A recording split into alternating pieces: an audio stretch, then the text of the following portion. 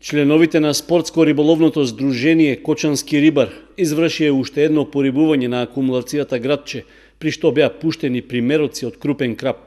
Ова е пета акција за збогатување на рибниот фонд, откако здружението ја презеде концесијата забраната, со што го продолжува своето успешно работење и остварување на законските обврски.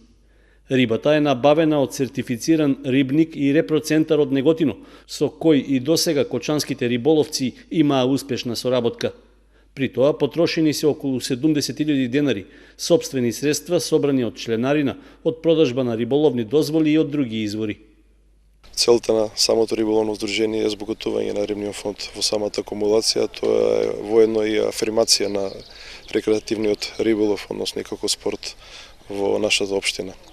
Значи, порибуваме со 300 кг на крап, со некоја тежина од 1,5 до 2 по примерок. Да искористиме можноста дека постои забрана веќе на акумулација Градче, која што трае од 5 мај и ќе трае до 5 јуни. Значи, во тој период не се риболови, односно постои ловостој. Димитров ги потсети риболовците дека и по завршувањето на забраната останува законската обврска да не се ловат примероци со тежина над 5 кг, туку задолжително да се враќаат во водата, што барем досега се почитувало.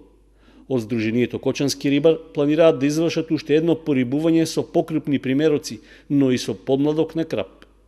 Ке имаме на есен уште едно порибување по законската обврска која што имаме како концесионери.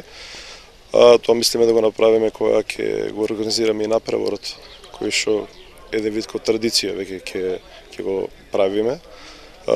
Мислиме овој направор да биде и воедно и поканети и риболовни здруженија од други градови и да извршиме една вид промоција и на самата акумулација и ние како риболовно здружение да организираме еден таков направор.